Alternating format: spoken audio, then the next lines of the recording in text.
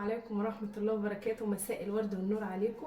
لو أول مرة تشوفيني معاكي مطبخ رشا غمري، خشي اشتركي في القناة ودوسي لايك وشير عشان إن شاء الله يوصلك كل جديد. أول حاجة، كل سنة وانتم طيبين بمناسبة شهر رمضان الكريم على الأمة الإسلامية كلها، يا رب بألف خير. إن شاء الله هنعمل معانا النهاردة فيديو حلو قوي قوي ممتاز، تابعيه للآخر عشان إن شاء الله تعملي لأولادك الحاجة دي ناجحة وحلوة قوي. إحنا هنعمل معانا الكبيبة الشامي. الكبيبة الشامي بكل تفاصيلها. دي مثلا بتفك مننا، لا انا هقول لكم ازاي تعمليها وان شاء الله ما تفكش منك بالمقادير دي وزي ما انا هعملها بالظبط. بس تابعي الفيديو للاخر وتعالوا بينا نشوف يلا المقادير ازاي. بصوا، انا معايا هنا كيلو من البرغل بتاع برغل الضحى، هو بصراحه يعني حلو. انا هنا هعمل ايه بقى؟ انا معايا الكوبايه دي، ده نص كيلو ماشي. انا معايا الكوبايه دي، الخطوه دي مهمه جدا. دي كده واحد،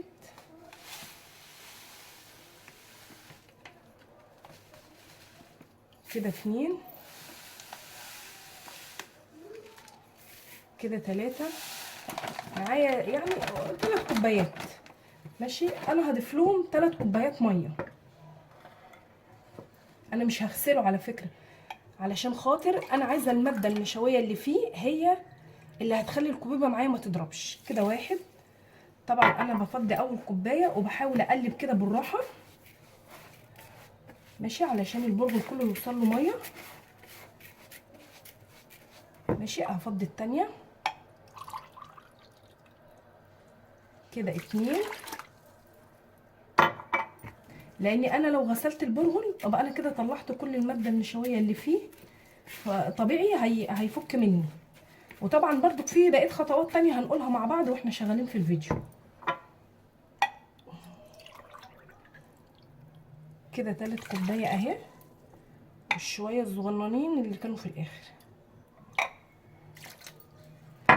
دول بقى انا هسيبهم كده على جنب لمده 10 دقايق يتشربوا ماشي. بصوا الميه بيضه ازاي، الابيض ده اللي هي النشا، فانا طبيعي انا عايزاه عشان تتماسك معايا، ما اغسلهاش بقى، اسيب النشا ده فيها. هسيبه بقى كده لمده 10 دقايق هيتشرب كل الميه دي. ففي الوقت ده بقى احنا هنعمل حاجه تانية، هحطه بس على جنب وارجع له. بصوا، انا نص كيلو البرغل اللي انا نقحته هضيف له هو ربع كيلو لحمه مفرومه بس، يعني نص كيلو برغل عليه ربع كيلو لحمه مفرومه. اللحمه هنا عندي مايله شويه للتجميد، فانا هحطها في الكبه اضربها كام ضربه كده مع بعض علشان خاطر انا عايزاها تبقى ايه، شبه الكريمي كده. يعني انا هفضل اضرب بيها. بسم الله.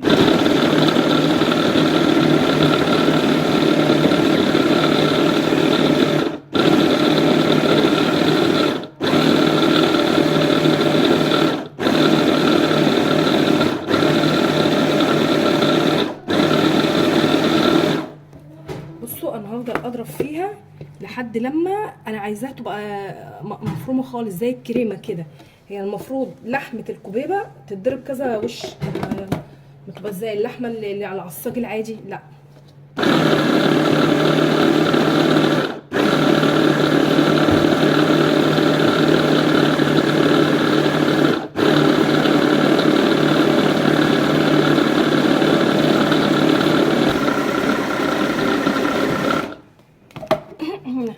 انا بقى عايزاها بصوا بالطريقه دي. بصوا عامله ازاي كده ماشي. انا هشوف بقى البرغل وارجع لكم.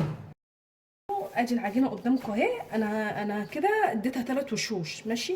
انت لو حابه بقى تفرزيها وتشيليها في الفريزر عجينه كده، بتجيبي كيس وبتبططيه، بتبططي العجينه جواه ان هي تبقى سوا الكيس بالظبط، وبعدين ما تحطيلهاش ميه تماما.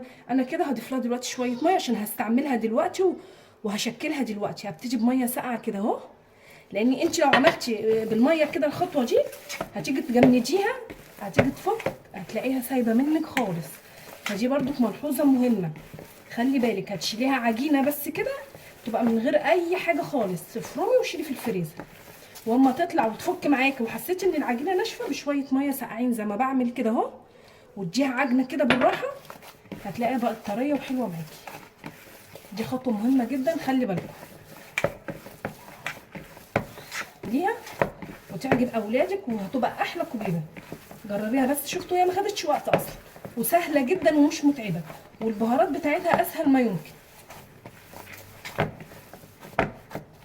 انا هديها شويه ميه كمان صغننين.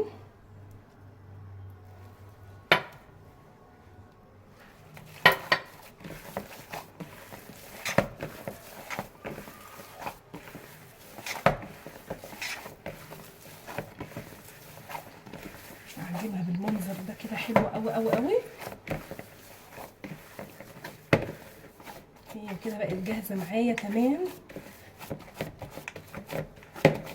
ماشي. هقلع بقى الجوانت وهاجي علشان ايه نشكلها مع بعض. انا معايا هنا المفروم، انا ضفت عليه عين جمل. هو المفروض بيبقى الحشو بتاع الكوبيبه بيبقى عليه صنوبر، بس احنا ما عندناش طبعا وهو غالي جدا، فهي عين الجمل مش هتقول لا يعني، اهي شغاله وحلوه. ماشي. بصوا انا عجنتها اهو ووريتها لكم في الفيديو، مغطيها بقى بكيس بلاستيك كده عشان بس وشها ما يشققش. ماشي. ومعايا دي الميه اللي انا هقفل بيها، دي ميه ساقعه وهي لازم تكون ساقعه.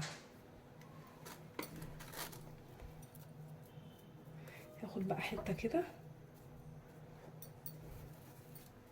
بسم الله بصباعي ده بسم الله، وهبتدي ان انا ايه افتح كده بالراحه.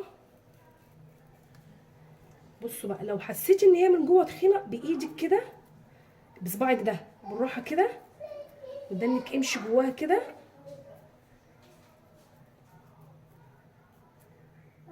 لحد ما تبقى كده واحشيها بسم الله. وهروح برضو بالميه كده بالراحه منزله. بصوا ادي الكوبيبه خلصت معايا اهي. دي طبعا كده هي اتجمدت، يعني انا خلصتها وحطيتها في الفريزر.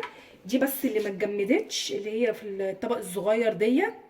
ماشي. حتى بصوا فرق اللون، يعني بصي فرق اللون دي من دي كده اللي اتجمدت ودخلت الفريزر. دي اللي لسه ما اتجمدتش، فانا هقللكم اللي هي اللي انا لسه مخلصاها وما اتجمدتش، وهقللكم برضو اللي اتجمدت عشان لو هتفرزيها في الفريزر اقول لك تعملي ايه وتطلع معاكي برضو حلوه. ماشي. انا هقلي بقى دلوقتي ديت اللي انا لسه مخلصاها. اهم شيء دلوقتي بصوا بقى انا هقليها الزيت على يبقى غزير معاكي، يعني يبقى كتير. ماشي. ويبقى سخن بس مش لدرجه ان هو يتحرق، يبقى وسط. فديت كده اهي اللي انا لسه مخلصاه، يعني هي حتى بصوا طريه خالص. بسم الله. هبتدي انزلها وهستنى ثانيه كده وانزل اللي بعدها، ما تحطهمش كلهم مره واحده. بسم الله. ليه بقى؟ لان الزيت بيسحب السعرات. يعني كنت حاطاها في التلاجة عادي، ما دخلتهاش الفريزر. انا لسه هوريكم اللي هي بتاعت الفريزر.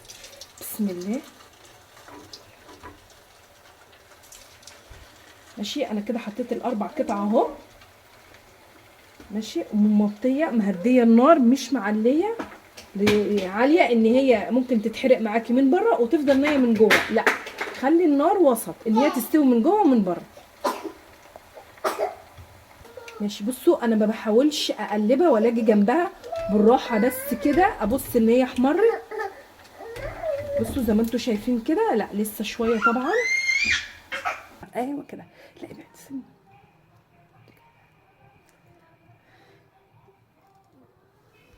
ماشي. ادي الكوبايه اهي طلعتها من الزيت. بصوا انا طبعا سايباها تبرد. دي بقى اللي هي المجمده اللي انا المفروض هفرزها. ماشي. هي بصوا حتى انا اطلعها كده هي اهي حتى على وشها بصوا تلج. طبعا دي عشان اقليها اروح ماسكه اطلعها من الفريزر. ماشي. ركزي معايا في الخطوه دي. اطلعها من الفريزر. انت بقى حطي مثلا، انا بحط كل 10 في كيس على قد احتياجكم. بطلعها وهي مجمده كده بايدي كده بالراحه، وامشي عليها بالراحه كده لو في حتت تلج ولا حاجه. ماشي. اروح عامله كده املس عليها بالراحه تاخد بس ايه السخونيه بتاعت ايدي، واروح جايه على كده.